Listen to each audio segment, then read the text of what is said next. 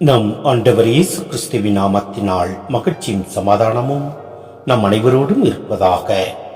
பிலிப்பியர் 1:27-30 முடிய. ஒன்றை மட்டும் மறந்து விடாதீர்கள், கிறிஸ்துவின் நற்செய்திக்கு ஏற்றவாறு நடந்து கொள்ளுங்கள். நான் உங்களை வந்து பார்த்தாலும், நான் வர முடியாத நிலையில் உங்களை பற்றி கேள்விப்பட்டாலும், நீங்கள் நற்செய்தியில் கொண்டுள்ள நம்பிக்கைக்காக ஒரு மனதோடு போராடி ஒரே உள்ளத்தோடு நிலைத்து நிற்கிறீர்கள் என்றும், எதிரிகள் முன் சற்றும் மருளாமல் இருக்கிறீர்கள் என்றும் நான் அறிய வேண்டும். இவ்வாறு நீங்கள் மருளாது இருப்பது அவர்களது அழிவுக்கும் உங்களது மீட்புக்கும் அறிகுறியாகும். இதுவும் கடவுளின் செயலே.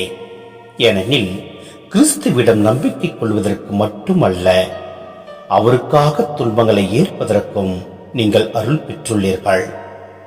நீங்கள் என் போராட்டத்தை கண்டீர்கள், இப்பொழுதும் அதை பற்றி கேள்விப்படுகிறீர்கள். உங்கள் போராட்டமும் அதுவே.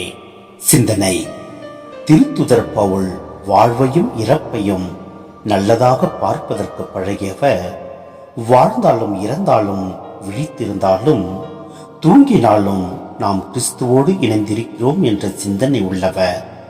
அவர் வாழ்வது என்பது அவரை பொறுத்த மட்டில் கிறிஸ்துவுக்காகவே, கிறிஸ்துவின் நற்செய்தியை அறிவிப்பதற்காகவே. ஆனால் சாவு என்பது பவுலுக்கு ஆதாயம். ஏனெனில் சாவின் வழியாக கிறிஸ்துவின் மாட்சியை முழுமையாக அடைய முடியும் என்னும் நம்பிக்கையுடன் அவர் இருந்தார். அதை நம்பிக்கை கொண்டு நாமும் வாழ்வோம். மேலும் நாம் நற்செய்தியில் கொண்டுள்ள நம்பிக்கைக்காக ஒரு மனதோடு போராடி ஒரே உள்ளத்தோடு நிலைத்து நிற்போம். அப்பொழுது எல்லாம் வல்ல இறைவன் நம்மை நிறைவாய் ஆசீர்வதிப்பார். ஆமென்.